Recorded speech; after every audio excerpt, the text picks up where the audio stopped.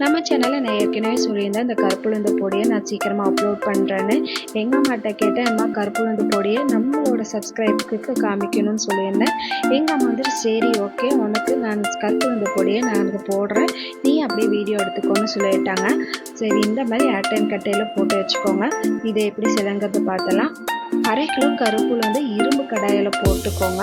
Stove வந்துட்டு சிம்மில் வச்சுட்டு பொறுமையாக வறுத்துக்கோங்க. கொஞ்சோண்டு வெல்லம் வந்து போட்டிங்கன்னா அதுக்கு கலர் மாறுறது உங்களுக்கு நல்லாவே தெரியும்.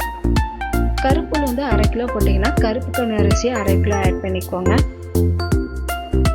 பொறுமையாக நிதானமாக வறுத்துக்கோங்க. ஸ்டவ் வந்து சிம்லே வச்சுக்கோங்க. வெள்ளை உளுந்து போட்டுக்கோங்க. லைட்டான ப்ரௌன் கலரில் மாறும். அதை அப்படியே ஒரு பிளேட்டுக்கு மாற்றி வச்சுக்கோங்க. நான் 2 விதமான கருப்புளுந்து பொடி நான் போட்டிருக்கிறேன். இந்த பொடி வந்து குழந்தைங்களுக்கு இந்த மாதிரி செஞ்சு கொடுக்கலாம். இன்னொன்று பொடி பார்த்தீங்கன்னா டயட்டில் இருக்கிறவங்களுக்கு அந்த மாதிரி நீங்கள் டயட்டில் இருக்கிறீங்கன்னா நீங்கள் அந்த பொடி நீங்கள் கஞ்சி செஞ்சு கொடுக்கலாம்.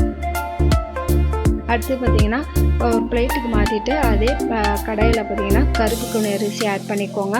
அது கூட பார்த்தீங்கன்னா 1/4 கிலோ பச்சை அரிசி ஆட் பண்ணிவிட்டு பச்சை அரிசியும் கருப்பு கவுனியும் நல்லா இந்த அளவுக்கு பொன்னிறமாக வந்ததுக்கப்புறம் அது பிளேட்டுக்கு மாற்றி வச்சுக்கோங்க.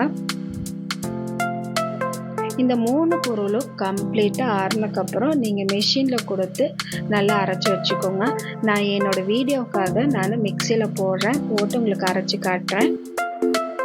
குழந்தைங்களுக்கு இந்த மாதிரி நீங்கள் அரைச்சி வச்சிட்டிங்கன்னா குழந்தைங்களுக்கு லட்டாவோ களியாவோ நீங்கள் செஞ்சு கொடுத்துடலாம்.